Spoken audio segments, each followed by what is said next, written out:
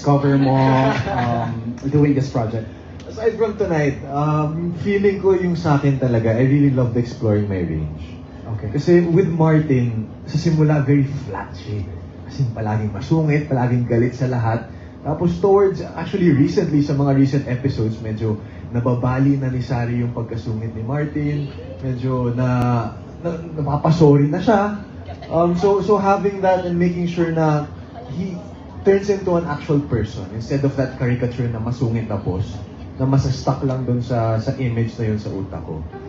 Especially with the help of sila direct nga, to be able to find ways, iba-iba yung galit, iba-iba yung pakilig, iba-iba yung approach, as Martin pa rin syempre. So having those different genres again sa show, it challenged me, yes, but at the same time, I enjoyed exploring yung mga different takes on different emotions. Right. So of all, comedy, suspense, action, drama, saan ka parang medyo comfortable? Comfortable? Ooh. Siguro the action. Okay. Well, that's one of it. Kaya ka nababaril eh. Tsaka, ako nasanay na ako magalit. Ah. Kasi in real life, parang relax lang ako, chill lang Okay. ako. But doon sa mga eksena ko na laging pasigaw minsan, or yung isang galit na, alam mo yung kinikim-kim ko lang. Yeah, iba-ibang levels ng galit, Iba-iba, diba? yun. Nice, nice. Will, ikaw naman, you've done so much. Oh my God. Diba, when it comes to acting, ano pa yung na-discover mo sa sarili mo dito sa Hotel 88? Iniisip ko pa nga kanina pa po eh. Itong tanong na to eh. And nahihirapan din ako mag-isip ng sagot. Kasi, yun nga po, parang ang dami ko na rin naging realization sa mga past projects na nagawa ko. Pero siguro, yung pinaka nag-stand out sa akin habang iniisip ko itong question is yung pasensya, patience. Lalo na kasi nung time na shoot namin itong series na ito, nakalock in kami and almost, ano ba, kasi nag-aabot kami ng mga scenes eh. Parang naka-4 na balik kami sa Puerto Galera na 1 month yung stay namin dun. Siyempre, nandun yung challenge sa'yo na malayo ka sa nakasanayan mong paligid, na malayo ka sa mga friends mo, sa family mo, isa na yun sa napaka hirap na challenge, of course. Tapos, everyday, parang nagiging cycle na siya, isa-isa lang yung ginagawa mo. So, dun pumasok sa akin yung pasensya. Yung kagaya na sinasabi nila Ralph kanina na kapag meron kami mga tinitake na mga eksena, nanghihingi ng more sila direct. Okay. Ng tension, ganito pa, more pa. Ang pinaka-realization ko lang talaga dito is to trust the process. Right. Yun lang talaga. Kasi kagaya ng nakita natin kanina, yung trailer, talaga naging worth it naman talaga. So yun, patience, tapos trust the process lang talaga. Is it also new for you working with an ensemble cast? Yung parang ganito, yung maramihan talaga kayo. Hindi po eh. Hindi siya Okay. bago na. Right. Nakapag-lock in na rin ako before, so medyo nasanay. Sanay ka na sa ganong approach. Ito lang talaga parang naging nakakapanibago since kakalabas nga lang din namin ng bahay. So parang na-enjoy ko pa yung time dito sa city with my friends, with my family, tapos Bigla kayong...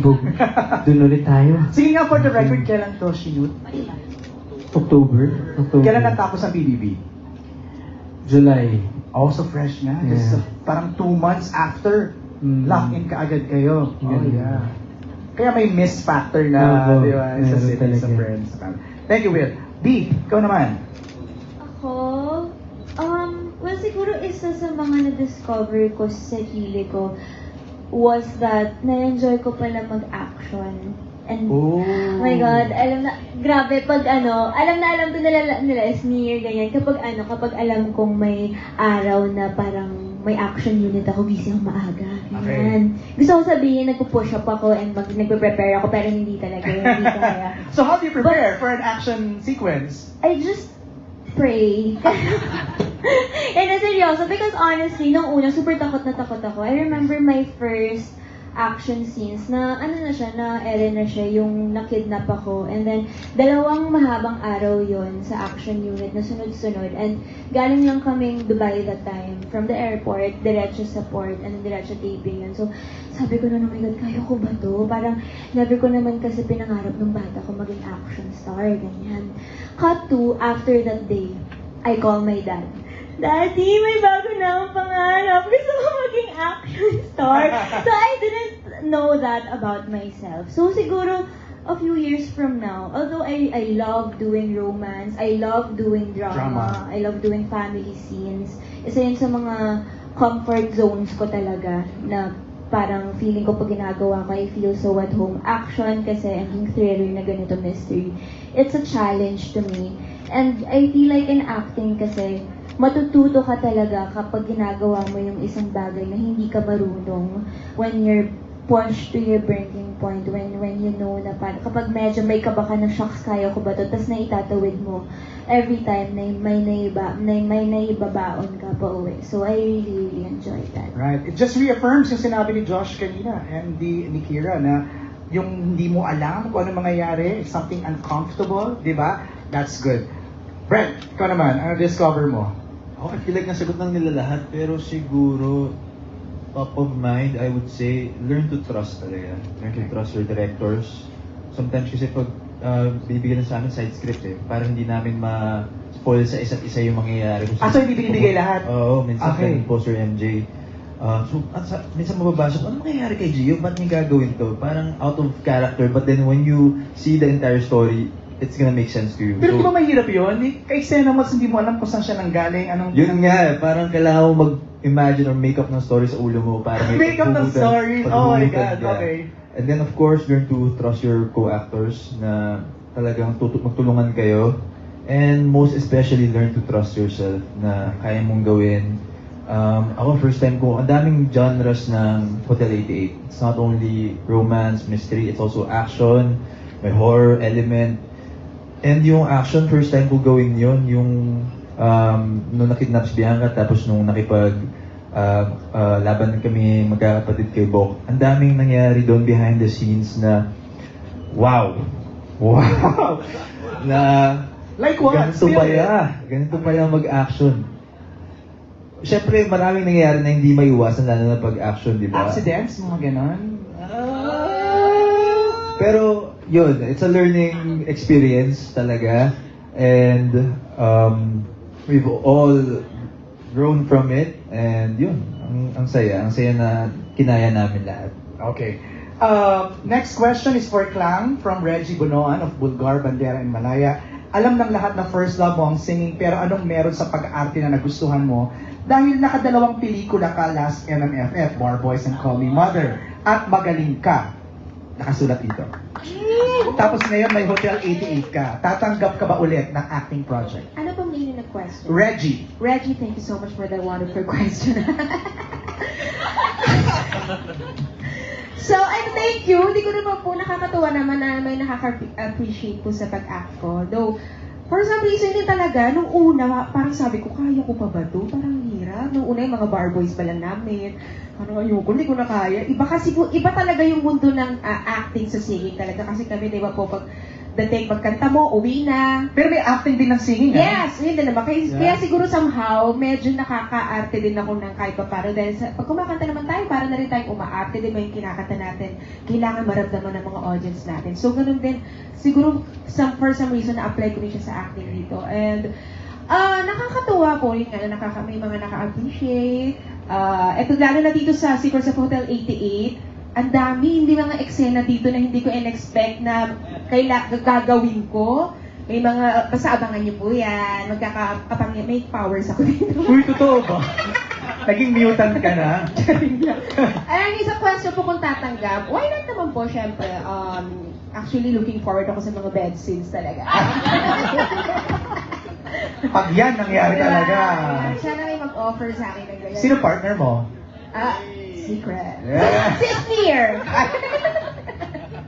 Diba? So yun, why not naman po kami may darating pa opportunities, why not? Why not? Ngayon, lalo na ngayon na na-enjoy ko na po talaga ang acting. Wow! Dahil sa mga coaches ko, ayan o, yung mga nagkapo. Sino sa kanila yung pinaka parang main coach mo? Sa lahat po nagtatanong ako, pero siguro si Will. Ah. Si Will talaga, nagpapatulong ako. Si Cyril din, ayan. Kasi siyempre, di ba, parang sila napaka-easy lang sa kanila, kahit on the spot. Ako, hirap na hirap na magkabisado eh. Sila, abisado mo na? Gawin gano'n na minsan ako, hirap na hirap ako. Gabi pa na kami ni Esnier, nagtutrolling kami sa kwarto. Samantalang yung mga iba, halos lahat sa kanila, or silang lahat kaya ng on the spot. So, yun, nakaka-inspire din na sana maging gano'n din ako someday. Manifesting. Yeah. Manifesting. Thanks, Clang. From Hannah Mallorca of Inquire.net for Kira. Netizens said na isa ka sa acting standouts. Do you feel pressured to live up to one's expectations when you take a role? And do you see yourself taking this kind of genre again in the future?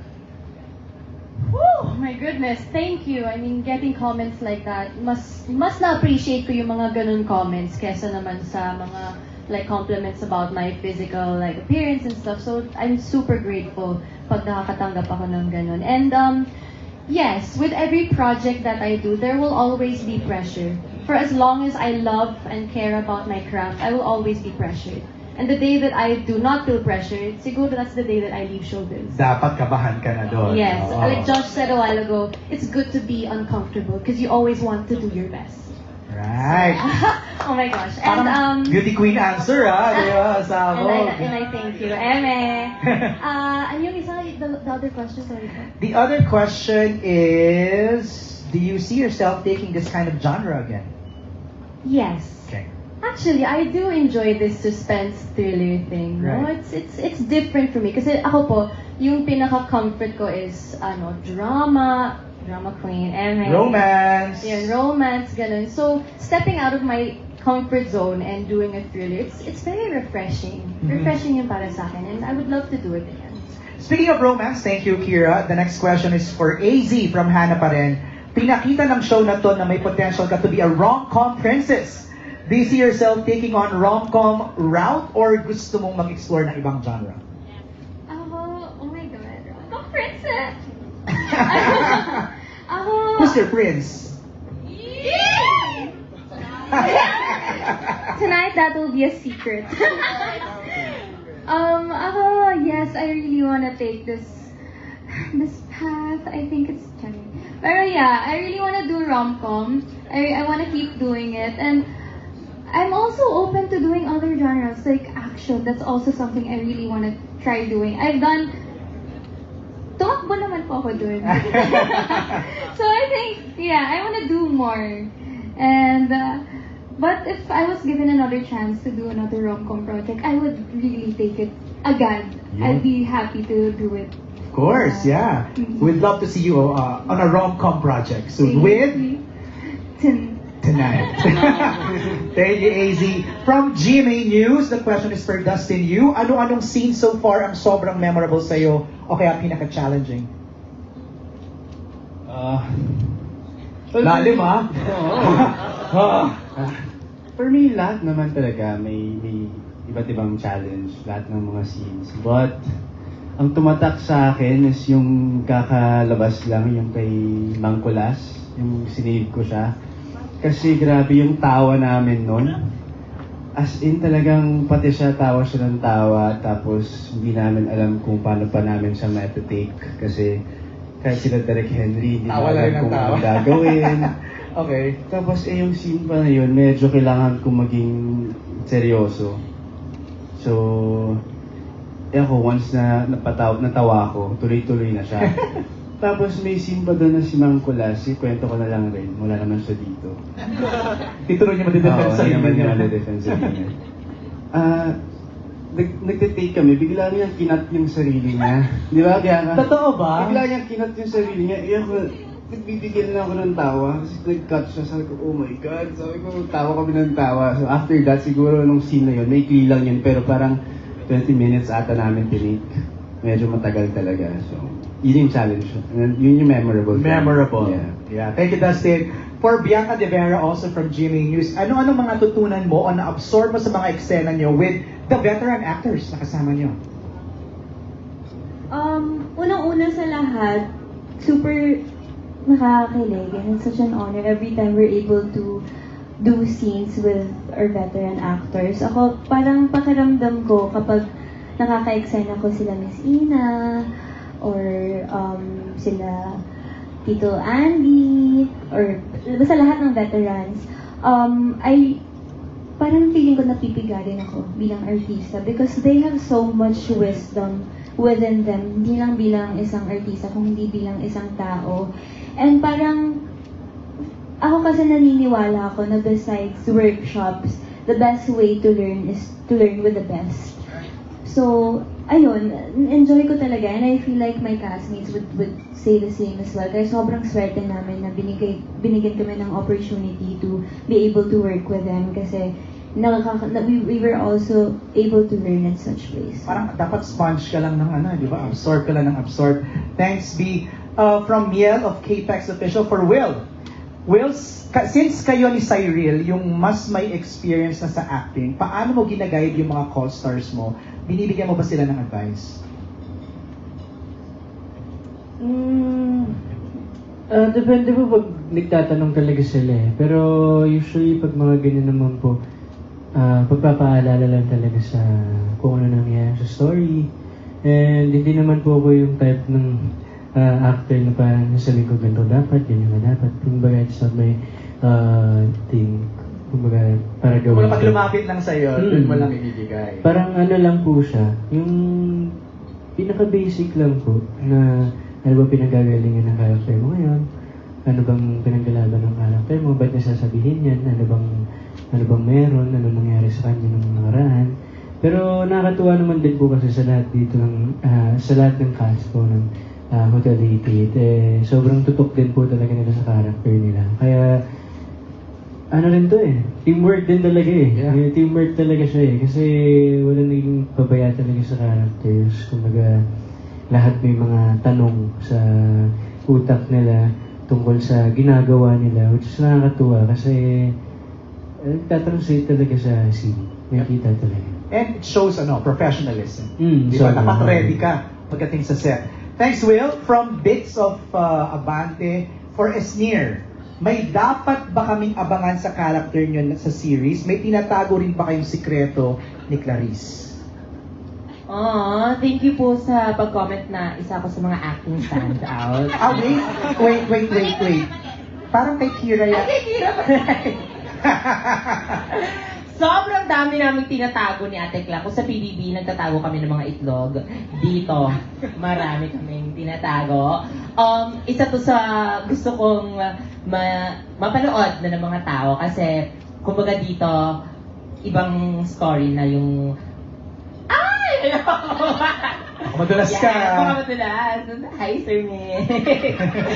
Dito, syempre, ibang story na yung inaano namin, tinatahak namin as mag-ate. Kaya, sobrang, excited na kinakabahan. Pero, ayun, first time ko actually mag-method sa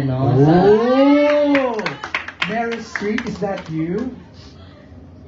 Okay. Ano ba yun? Hindi yun. Pero, yes, i-share ko lang na may one time na pag pumasok ako sa set, hindi ko sila pinapansin lahat. Sad yung mga pinapatugtog ko. Gumawa ako ng playlist. Yung mga yun, para sa iyak scene na yun. So, kailangan ko talaga siyang, at first, tinakawan ko sarili ko, ba't ko ginagawa to? Pero at the same time, ito pala yung feeling na magiging actor, ganyan. Kaya, ayun po, nakuha ko po siyang learning experience na pwede kong i-apply sa mga gagawin ko soon, sa YouTube series ko, ganyan. Hindi na ako masyadong nahirapan. Pero ayun po, sobrang layo ng sagot sa tanong, pero may tinatago po kami. Hindi naman malayo, pero gets naman kita. Gusto mong i-share kasi May quick change siya dito din bigla siya. nakita ko nga yun. Nakita ko yun online. Thank you, Esnir. Next is for River from Bigs pa rin. In this series, you're the eldest. But in real life, you're the youngest. So how did you prepare for that?